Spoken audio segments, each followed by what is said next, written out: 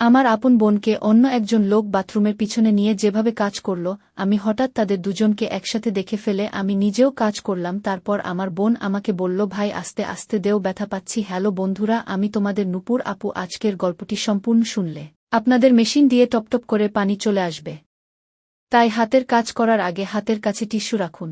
রাত প্রায় ৩টা বাজে আর আমার ঘুম আসছিল না। মনে হচ্ছিল যেন কিছু একটা ঘটতে চলেছে। অস্বস্তি নিয়ে আমি শেষ পর্যন্ত আমার বড় বোনের রুমে গেলাম। ভাবলাম ওর সাথে একটু কথা বলি, মন হালকা হবে। রুমে ঢুকে দেখি একটা হালকা আলো জ্বলছে, কিন্তু অবাক হয়ে লক্ষ্য করলাম আমার বড় বোন সেখানে নেই। এত রাতে সে কোথায় গেল ভাবতে ভাবতে আমি চিন্তায় পড়ে গেলাম।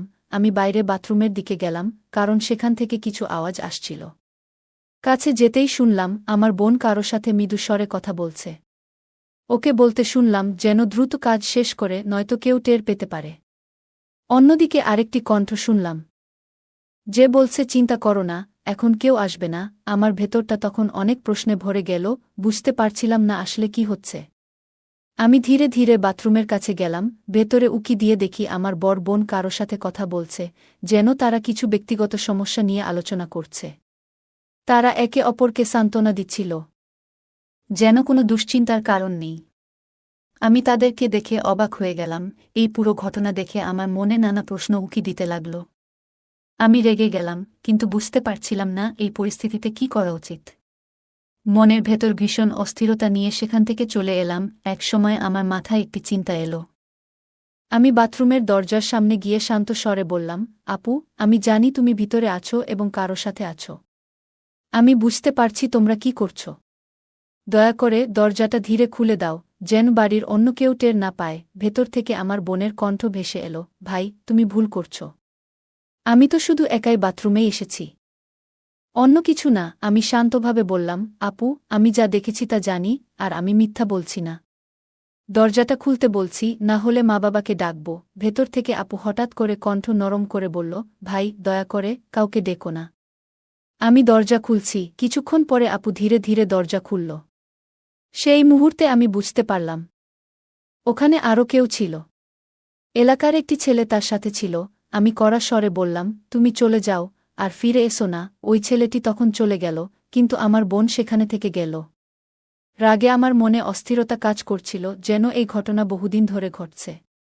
আমি বোনকে জিজ্ঞেস করলাম, এমনটা কতদিন ধরে চলছে?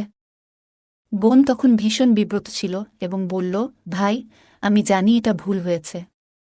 আমি আর কখনো এমন কিছু করব না, আমাকে ক্ষমা করে দাও। আমি কিছুক্ষণ চুপ থেকে বললাম, তুমি বড় ভুল করেছ, কিন্তু এই ভুলের পুনরাবৃত্তি হতে দেওয়া যাবে না। আমি থাকতে কেন তুমি অন্যের সাথে এমন করছ? তোমাকে তো আমি আগেই জানিয়েছিলাম, তখন তো পাত্তা দেওনি। বোন বলল, তুমি আমার ভাই, এসব বলছো কেন? এবার চলে যাও এবং তোমার জীবন ঠিক পথে নিয়ে আসার চেষ্টা করো। একটি মুহূর্তে আমার মনে হলো পরিস্থিতি অনেক জটিল হয়ে গেছে। আমি বললাম, দয়া করে এই অবস্থা থেকে বেরিয়ে আসো। আমাকে এমন কঠিন পরিস্থিতিতে ফেলো না। আমি বুঝতে পারছিলাম আমার কথায় কিছুটা প্রভাব পড়েছে। তারপর আমি বললাম, তোমাকে তার সঙ্গে কথা বলা বন্ধ করতে হবে। আমি শুধু একা তোমার সঙ্গে কথা বলতে চাই। আপু, তোমার জন্যে আমি সব করতে রাজি আছি। এরপর আমি বললাম, তোমার যা ইচ্ছে তা করো, কিন্তু সঠিক সিদ্ধান্ত নাও, না হলে আমি মা বাবাকে সবকিছু জানাবো। আমার বড় বোন তখন শান্তভাবে বলল, নাহিদ, আমি তোমার বড় বোন, ভুল বুঝছ। আমি বললাম, তুমি আমাকে ছোট মনে করতে পারো, কিন্তু আমি সব বুঝি। আমাকে নিয়ে ভুল সিদ্ধান্ত নিও না। এই মুহূর্তে আমি খুব বিরক্ত, তবু আমি এখানে তোমার সাহায্যের জন্য এসেছি। আমি ওর হাত ধরে বললাম, তোমার পরিস্থিতি খুবই কঠিন, কিন্তু আমি তোমার পাশে আছি। তুমি শুধু আমাকে সময় দেও। আমার কথায় রাজি থাকলে আমাকে এখনই জানাও। আমার বড় বোন কিছুক্ষণ চুপ থাকল। তারপর বলল, এখন বলবো না, কাল বলবো। আমি জোর দিলাম, না, এখনই আমাকে বলো। কাল হতে অনেক দেরি হয়ে যাবে। সে বলল, দয়া করে আমাকে একটু সময় দাও, আমি সবকিছু ঠিকঠাক করব। এই কথাগুলো শুনে আমি চিন্তিত হয়ে বিছানায় ফিরে গেলাম। সারা রাত ঘুমাতে পারলাম না। আমার বোনের কথাগুলো বারবার মনে হচ্ছিল। সে কিভাবে এমন কাজ করতে পারে? এতদিন আমি শুধু সন্দেহ করছিলাম। আজ তা সত্য হল। সকালে যখন ঘুম ভাঙল, দেখি আম্মা নাস্তা তৈরি করে রেখেছেন। আমার কাছে নাস্তা করতে বসে ভাবতে লাগলাম কিভাবে এই পরিস্থিতির সমাধান করা যায়। নাস্তার পর বর বোনের রুমে গিয়ে দেখি ও তার ছোট ছেলেকে নাস্তা দিচ্ছে। আমাকে দেখে আপু একটি হাসি দিল। মনে হলো সে আমার কথায় রাজি ছিল। এটা দেখে মনে হলো জীবনের কিছু ব্যাপার সবসময় জটিল থাকে, কিন্তু আমরা একে অপরকে সাহায্য করে তা কাটিয়ে উঠতে পারি। একদিন দোকানে বসে কাজ করছিলাম। আমার ছোট ভাই দোকান খুলে বসেছিল। হঠাৎ তাকে বললাম, তুমি জানো আমাদের গ্রামে একটা মেয়ে আছে, তার নাম প্রিয়া। সে খুব সুন্দর, মাঝে মাঝে আমার দোকানে আসে কিছু জিনিস কেনার অজুহাতে। আমার কথা শুনে ছোট ভাই হেসে বলল, তোমার প্রিয়ার সাথে একটু কথা বলার প্রয়োজন আছে নাকি? আমি হেসে বললাম, আজ বাসায় ফিরে একটু ভাবতে হবে। বাড়িতে পৌঁছে দেখি ফোনে মেসেজ এসেছে প্রিয়ার থেকে। সে বলল, নাহিদ, তোমাকে অনেক মিস করছি। আমার সাথে দেখা করার চেষ্টা করো। সারাদিন তোমার কথা ভেবেছি। আমি উত্তর দিলাম, আমিও তোমাকে মিস করছি, কিন্তু এখানে গ্রামের পরিবেশ, সহজে দেখা করা যায় না। প্রিয়া তখন বলল, আমার কাছে একটা ভালো আইডিয়া আছে। আমি আগ্রহ নিয়ে জিজ্ঞেস করলাম, কী ধরনের আইডিয়া? সে বলল, তোমার বাড়ির পেছনের আখের জমি রয়েছে, সেখানে দেখা করতে পারো। আমরা সেখানে শান্তিতে কথা বলতে পারব। সেখানে শুধু তুমি আর আমি থাকব, কেউ আমাদের বিরক্ত করবে না। এই প্রস্তাবে আমি একটু বিব্রত ছিলাম, কারণ গ্রাম ছোট, সবাই সবকিছু দেখে ফেলে। কিন্তু প্রিয়ার সাথে দেখা করার সুযোগটা মিস করতে চাইনি। প্রিয়া খুব সুন্দরী ছিল, এতটাই যে গ্রামের অন্য ছেলেরা সবসময় ওর আশেপাশে ঘুরঘুর করত। আমি ভেবেছিলাম যদি কিছু বুঝতে পারে তবে লোকেরা অনেক কথা বলবে। তবে আমি প্রিয়াকে বললাম, আমাদের খুব সাবধানে চলতে হবে। আমি চাই না আমাদের সম্পর্ক নিয়ে এখনই কেউ সন্দেহ করুক। প্রিয়া বলল, নাহিদ, আমরা কি অন্য কোনো নিরাপদ জায়গায় দেখা করতে পারি? তোমাকে আমি খুব মিস করছি। তোমার কাছে যেতে চাই। আমার তোমার সাথে কিছু গুরুত্বপূর্ণ কথা আছে। আর হ্যাঁ, পরিবারের লোকেরা আমার জন্য বিয়ের প্রস্তাব খুঁজছে। তারা চায় আমি শিগগিরই বিয়ে করি, আর আমি তোমার কথাই ভাবছি। আমি জানতাম প্রিয়া আমাকে ভালোবাসে, আমিও তাকে ভালোবাসতাম, তবে জীবনে তখনও অনেক কিছু করার ইচ্ছে ছিল। তাই বিয়ের মতো বড় সিদ্ধান্ত নিতে চাইছিলাম না। আমি বললাম, প্রিয়া, এখনও আমাদের জীবনে অনেক চ্যালেঞ্জ আছে। আমার দোকান ছোট, আলো তেমন ভালো না। সংসার চালানোর জন্য নিজেকে আগে শক্তভাবে গড়ে তোলা দরকার। তারপর আমি অবশ্যই তোমার বাসায় বিয়ের প্রস্তাব পাঠাব। প্রিয়া একটু চুপ করে থেকে বলল, তুমি যখন চাও তখনই করো, কিন্তু জেনে রাখো, আমি তোমাকে ছাড়া থাকতে পারব না। আল্লাহর কসম, তুমি যেভাবেই রাখো, আমি রাজি আছি। তার কণ্ঠে ভরসা আর ভালোবাসা ছিল, আর আমিও তাকে সত্যিই ভালোবাসতাম।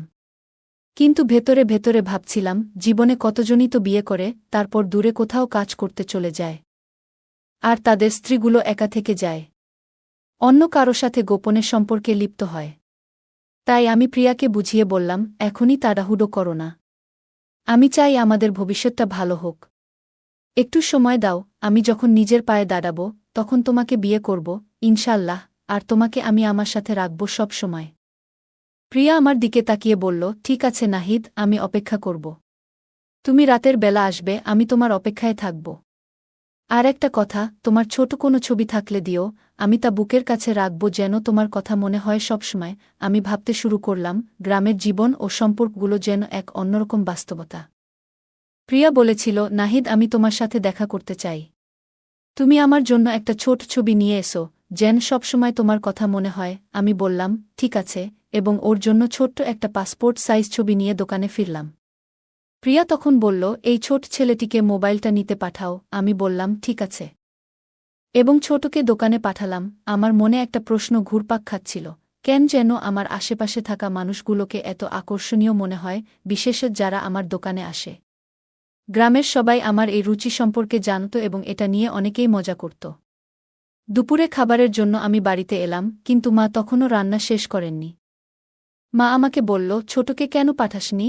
আমি বললাম, মা, ছোটটা কাজে ব্যস্ত ছিল, তাই নিজেই আসলাম। এরপর আমি আমার দুই বোনের ঘরে গেলাম। ছোট বোন সেখানে ছিল না, কিন্তু বড় বোন ছিল। আপু হঠাৎ আমাকে বলল, ভাই, আমি একজনকে পছন্দ করি। আমি বললাম, হ্যাঁ, আমি জানি সেই ছেলেটা তো। কিন্তু সে বলল, না, সে নয়, সে অন্য কেউ, আমাদের সম্প্রদায়ের না। আমি বেশ অবাক হলাম। তাহলে তুমি তার সাথে কেন দেখা করো?